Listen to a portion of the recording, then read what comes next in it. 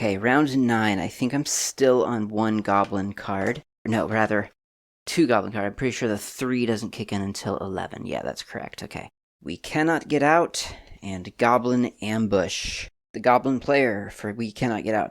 Goblin player places a goblin near each trapdoor. So I'll take a shield to go. No, actually, I think I'm going to take an archer for the trapdoor and another archer for this trapdoor. Actually, you know what? I'm going back and forth here. How about a spear for this? One at the entrance. I'll go spear for the entrance. Why not?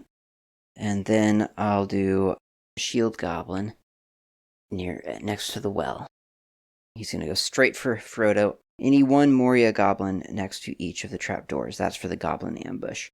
So yet more near the trapdoors. I guess I'll just do another archer over on the right and another shield over here.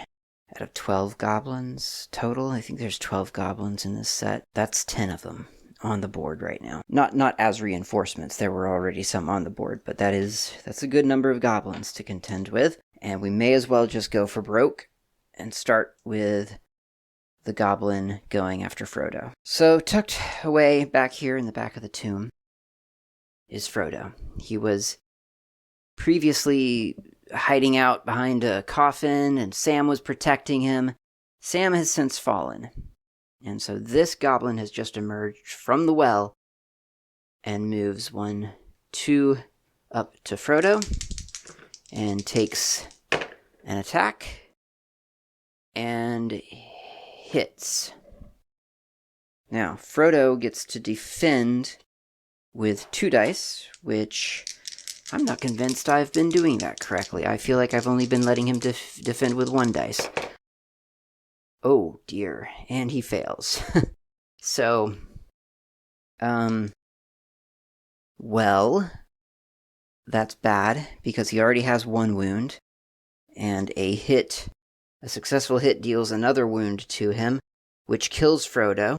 If at the end of the 12th turn there are 3 or more members of the Fellowship remaining, but Frodo has been defeated, the game is a draw.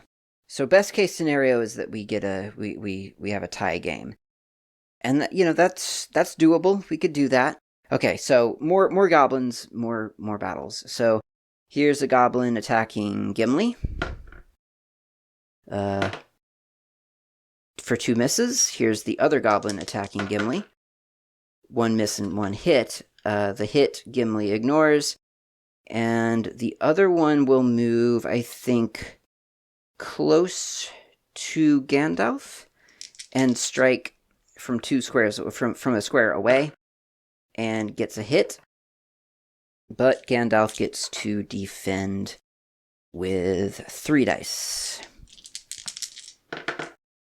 And that is a defense because he rolled the ring, which we can convert to a shield because it's a wild card.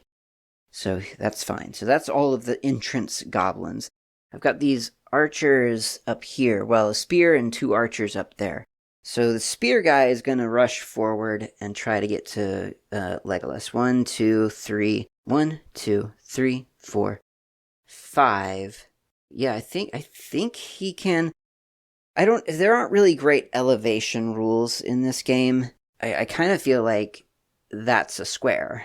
So he would have to attack from there. And I kind of think maybe that's what I'm going to say. That's a bit of a house rule. It just, logically, it doesn't make sense that spear could reach far away and then also up. That just doesn't make sense to me. So, I mean, it won't matter because I've got archers here to attack Legolas anyway, which is exactly what they're going to do. So I'll just roll that as one in one go. I mean, it's 2 separate attacks, but 2 misses. That's easy. However, that's not all. There are more. Over on this side of the board, I've got a shield goblin and another archer. So the archer will take another shot, take a shot at Legolas and scores a hit, which means that Legolas now needs to roll a defense roll, and he defends with 2. I'm gonna roll one at a time because I'm nervous. It didn't. The rolling one at a time did not help. Legolas takes a wound, his first wound of the game. That could be bad. He's only got 2 wounds. And then there's this shield goblin, who I guess will just go towards Aragorn, because Aragorn is actually not doing well. He's got only 1 wound remaining as well. So that's 2 hits against Aragorn. Now, Aragorn is next to Boromir. He's adjacent to Boromir. So he gets to re-roll 1 defense die.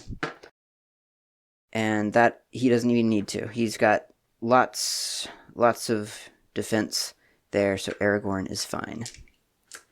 Okay, that's good. I think that is all of the goblins. I am feeling the pressure. This is just really neck and neck in ways that I'm not used to for this game. I guess I'm a better opponent for myself than I am to other people. I usually lose this game when playing against friends. They usually play Fellowship, and I play Goblins. So this is really an interesting experience for me. Gimli, can you hit? Probably not. Ooh, Gimli does hit. He gets the ring. He rolls a ring. So for Gimli, when he rolls a ring on his defense, he gets to ignore... Okay, so it's just defense anyway. Doesn't matter. Point is, he does hit. However, his adversary here is a shield goblin, and shield goblins get to re-roll their defense. So I'll just roll twice, and that's 2 misses. So he actually does remove a shield goblin, which is really appreciated. Gandalf can move goblins, well, 1 goblin. So I think I'll leave this guy here for Gimli, actually. And I'll just bring this guy closer by 1. And Gandalf can then attack that goblin, and Boromir can as well. Gandalf attacks with 2. That's two hits. There's no way for that spear goblin to defend against 2 hits, so that's 1 dead goblin. And there are still goblins on the board, so we need to continue working here. So certainly we've got Aragorn with a goblin right next to him. So let's do 3 attacks against that goblin. That's just 1 hit. And it is a shield. It is a shield goblin. So that's probably not going to kill it, but you never know. He gets to re-roll, so I'll just roll... Oh, that's... Yep, 2 fails. So that is a death. Gandalf. Boromir still hasn't gone. I'm cognizant of that. Frodo shouldn't be in my deck. Gimli has gone. Legolas has not gone. So Boromir and Legolas. So, I mean, I'm not sure that these... the re-rolling of...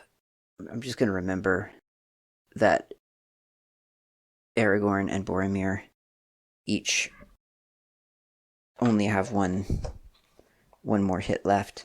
And actually, come to think of it, so does Legolas. So so all my favorite characters are... Well, some of my favorite characters are only on 1 wound. Okay, so I think Boromir might just have to actually move, really. I don't know that his little defense bonus is serving me all that well. So if he goes like 1, 2, 3, 4, 5, yeah, he can get here and just attack this archer. That's 2 rings for Boromir. I keep forgetting what his ring power... Oh yeah, it's something silly, like you can bash a goblin. Either way, the goblin can't defend against 2 attacks. So that's actually quite nice. And now Legolas can take his turn and try to take out these archers. Or he could try to take this... No, Gimli can take that guy out. let's take care of the archers. Legolas rolls with 3 dice at range. And that's good. So he's got 2 hits against one of these guys. I'll just arbitrarily say it was this guy. And that's a ring. So that means he can use 1 dice to make another attack.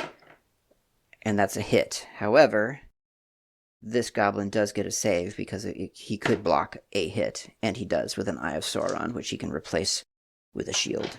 So that was a stressful round.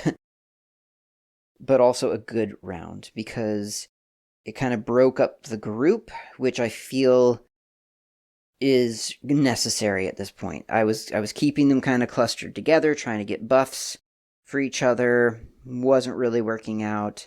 I think this is a smarter way of splitting things up. I've got 1, 2, 3 goblins on the board, and obviously there are going to be more in round 10, which is the next video. Thanks for watching.